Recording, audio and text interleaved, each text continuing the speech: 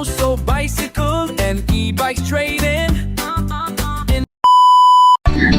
Hello, good day mga ka-famous. Another day, another delivery po tayo ngayon sa Bangantalinga, Igba, Zambales. Ito nga pala ang ating unit ni sa Cosmos version 1 na naka 1,000 watts na ang motor, 48 volts, 20 amperes lead battery, 35 to 45 kilometer range, 30 to 40 kilometer per hour speed. And mga ka-famous, ito pala ang ating Cosmos version 1 na bestseller natin na naka-disc brake na po and may kasama ng freebies na trapal. Ayan. Kung gusto niyo ng ganitong unit mga ka-famous, visit lang po kayo sa aming shop sa Pamoso Bicycle and e-bikes trading. Located lang po kami sa Zone 1 Poblacion, Iba, Zambales along National Highway. Malapit lang po kami sa Save More and Iba Police Station.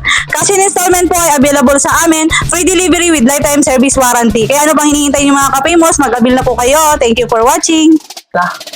Susi. Isa susi niya na, dalawang remote, yung susi. Basta siya mo na siya, open na yung panel, ready na siya, no? Ipili mo ang accelerator, isaan na siya. Sa may speed limit, may 1, 2, 3 tayo na pinakapaliwag dito siya, limiter lang yun. Halimbawa, naka number 1 ka, kahit naisagad mo yung pihit ng accelerator, yung takbo niya din magbabago.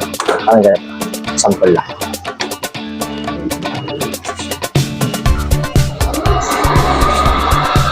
Ayan, 1 lang siya, no? Sagad na yung pihit ko, pero 1 pa rin siya. Tapos pag iingkan mo ng 2, doon na siya magbabago. Ito siya, 31. Yan yung pinakabilis niya, number 3. Pero magbabago pa itong 40 kilometers per hour na yun pag may sakay na, no? Magiging 35 na lang siya. Tapos sa drive, isang gulong. Tapos sa drive reverse lang siya. Yan. Pag lumutog na ganyan is naka-reverse na siya, no? Sa paggamit naman ng drive tsaka reverse, once naman naka-drive ka pa, makatakbo ka e-bike, hintayin mo muna siya mag-full stop bago ka mag-reverse, no? Same lang din bago ka mag-drive. Hintayin mo muna siya mag-full stop. Tapos switch na lang hazard. Yan. Pa-double check na lang ako. Yan. Tapos plus yan, left and right. Kabilaan ng ano. Yan. Sa busina. Tapos switch ng white na dito sa taas. Yan. Tapos ito sir, yung mga battery bar natin na yan, isa once na tumatakbo tong e-bike, isa nagbabawas siya ng kusa, no? Pero once na huminto ka ulit, is babalik siya sa pagka-full charge. Tapos ito yung yung trip ng kilometers kung ilan naabot mo. Halimbawa, umalis ka dito, pupuntang Bangantaling.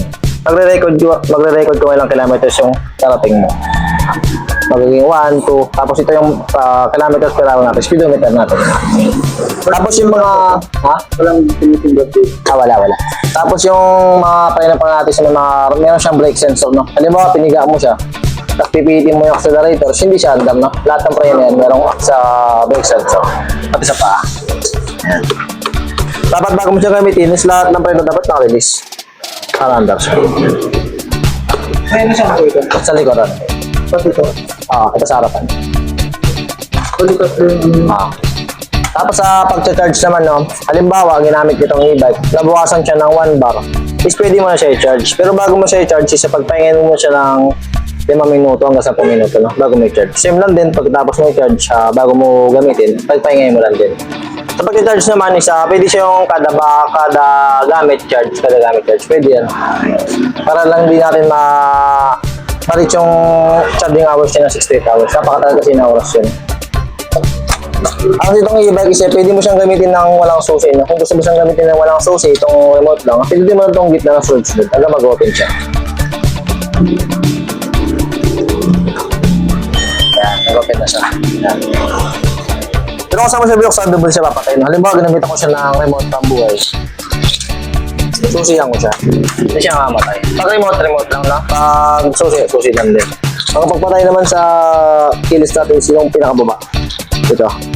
Ayan. Kasi ito yung ibabol sa anti-tep alarm. Para hindi kisiwanan sa labas. Hindi nalaw nila. Nag-alarm siya. Mag-iingay siya. Tapos, pag naka-anti-tep alarm ka, susihan mo. Mag-iingay din siya. Ang pagpatay lang din sa anti-tep natin, itong ilalim lang din. Ayan. Tapos, dito tayo sa kabila. Yung 1, tapakan dito. I-adjust na yung 1. Kasi ikotin nyo lang ito. Kasi ito gano'n lang. Inihila lang ito sa taas. Pag ibaba, ito lang baka niya. Tapos pagbabalik nyo, same lang din. Ikotin lang din. Apak. Tulak. Kasi ito yung charger na, no? Yung charging port, yan dito sa kabila. Sa pagka-charge naman, halimbawa, ginamit mo siya.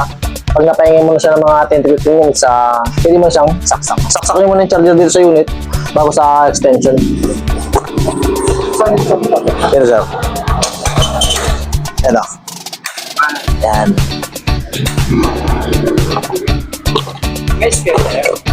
Saan siya? Spare tire? Extra? Wala po. Sama ko lang siya, 4 wheels. Ito sir, mauna no? Saksak nyo muna dito. Bago sa outlet. Yan. Ito naman charger is yung dito papasok pag baliktad yung pagkakalagay niya. Tapos pag nag-charge siya sa kulay pula, pag na-pull is sa kulay green. Tapos pag siya, pag ginagamit niya, yung blower niya is random, no? Tapos na mag-green na, automatic shut off din yung blower. Smart charger na kasi siya. Tapos yung mga gulong natin sa tubeless.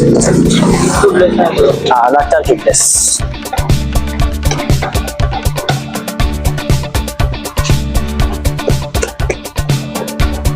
Kasi ito pala sir, turo ko sa inyo.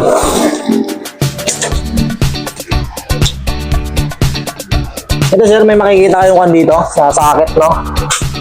Ito yun, yan. Sa pinakalikuran. Once na palayan natin sa susunod. Sorry. Ito sir, no?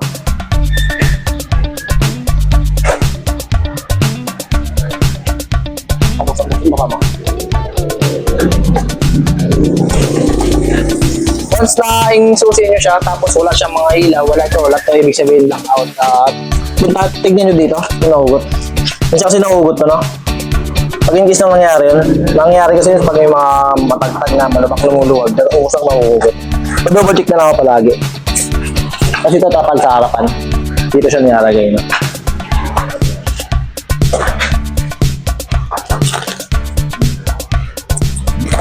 Nice po. Bago dito.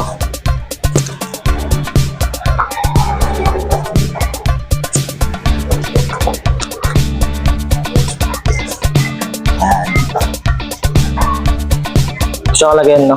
Tapos ito, magdudugtong sa kanya dito. Tapos yung nasa taas, once na binaba mo na siya. Tapos itong tape na to, dito ito nakalagay.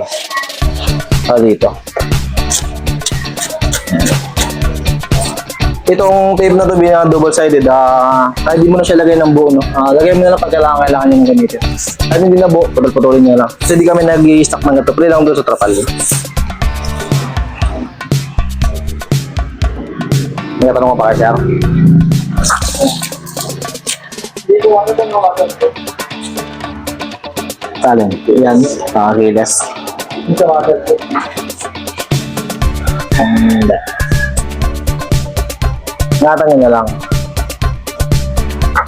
Stop. Demo ko na i-kuha ko na itong kuha natin, sir. Warranty natin. Ito, sir, yung unit na to, meron siyang 3 months, no? Yung 3 months replacement warranty. Sa battery po, motor po, tsaka sa controller na.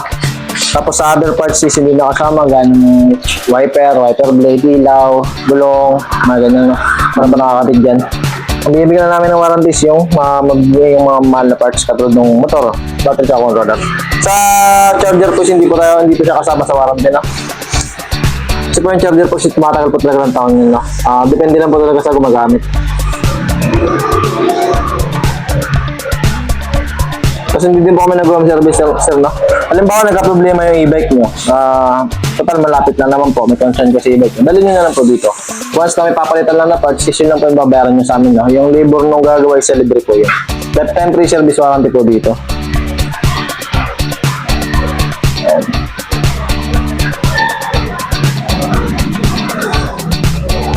Bali sir, itong binibigay namin na papel sa certificate of ownership to, no? Katunayan po na sinyo yung unit na nabili nyo, no? Yung kayo mismo talaga may-ari. Nakalagay dito sa ownership, isa yung pangalan ng may-ari, Janet Carcho, Bacan Talinga, Iba Zambales. Tapos yung vehicle information natin nakalagay dyan, no? 3 wheels electric bike na model na Cosmos version 1. Tapos yung kulay blue. Tapos chassis number, ano sa harapan. Tapos yung battery serial number natin. Tapos po yung motor po, no? Makina ng mismo e-bike. Tapos yung warranty po nun isa, mag-start na siya ngayon na November 30, 2025. Ito sir, yung binibigay namin na certificate of ownership. Once na magpaparepair kayo, is hinahanap po namin ito. Kahit, kaya, huwag niyo po silang iwawala ito.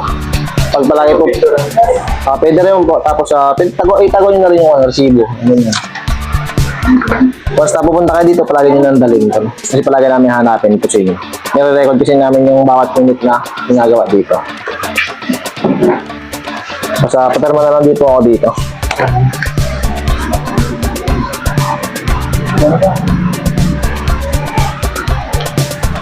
Terma po.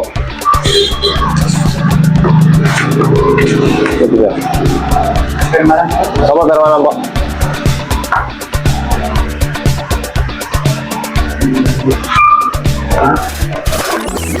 Wala na kayo.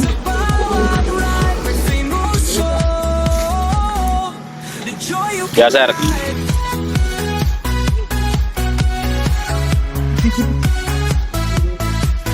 Every turn, every mile, hatid ay saya, hatid ay smile. Ever friendly, abot kaya.